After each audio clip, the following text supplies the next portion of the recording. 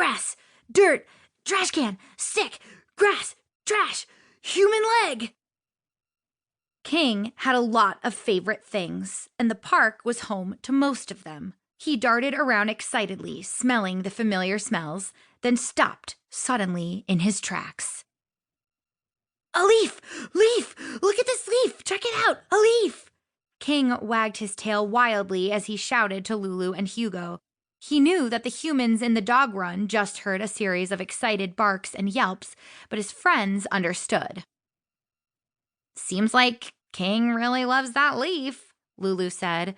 She was sitting under a tree, biting into a chew toy shaped like a designer handbag.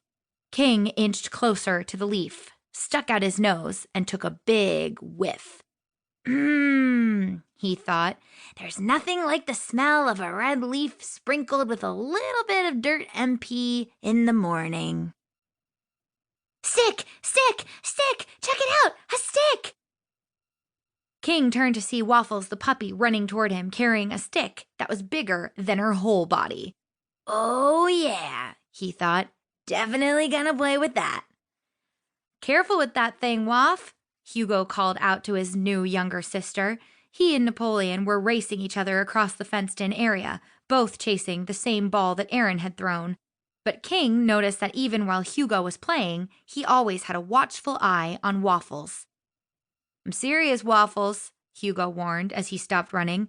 You could hurt somebody with that thing. Zoe lets me play with big sticks all the time, Waffles yelped.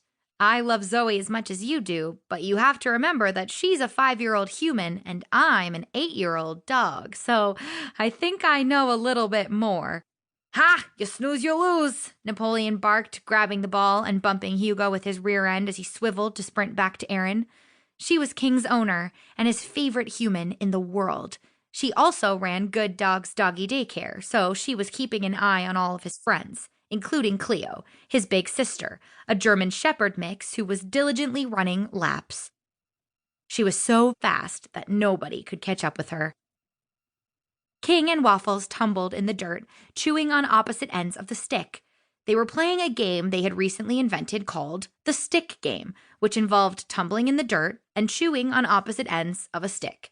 King felt he was a little better at the stick game since he was a slightly older puppy than Waffles, not to mention he had recently gotten 5th place in an agility contest. It wasn't perfect, but 5th was a lot better than dead last. And who needed to be perfect? He had also been runner-up for Most Improved. King wasn't sure what runner-up meant, but assumed that he'd gotten that because he loved to run and jump. After they were done, Waffles started wrestling with Petunia, and King hopped onto the bench where Erin was sitting, plopped his head in her lap, and got some really great pets. As he looked out at the other dogs, King thought, this is just about as good as it gets. All of his friends and family in one place. Cleo and Erin were his family, but when he really thought about it, his friends were kind of like his family too. And these days, it was pretty rare that they were all together at the park. Lulu had been going to the set of Jasmine's movie most days, living what King imagined was a very elegant movie star life. He had eaten through enough entertainment magazines to know that Hollywood seemed glamorous and fun, and that paper was delicious. He didn't know much, but he assumed a movie set probably had hundreds of entertainment magazines to eat. How come you aren't on your movie set today? He called over to Lulu. Jasmine has the day off and she had to go to some meetings, she replied, scratching her silky Yorkie ear with her manicured paw. But I think we're about to get a lot busier. Jasmine thinks she might get to be in the sequel. What's a sequel? King asked. It's sort of like another story that's even better than the first one, Lulu said. That sounds great. I love sequels, King said. Then there was a series of loud, booming barks, and the dogs turned to see that they belonged to Napoleon. Hey, lady! Hey, lady, give me some of those chips! I want chips!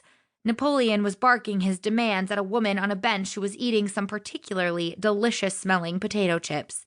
He was staring into her eyes. Clearly, he meant business.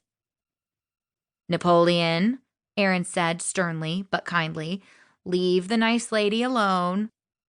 "He's come a long way," Cleo said to Lulu, and King turned to listen.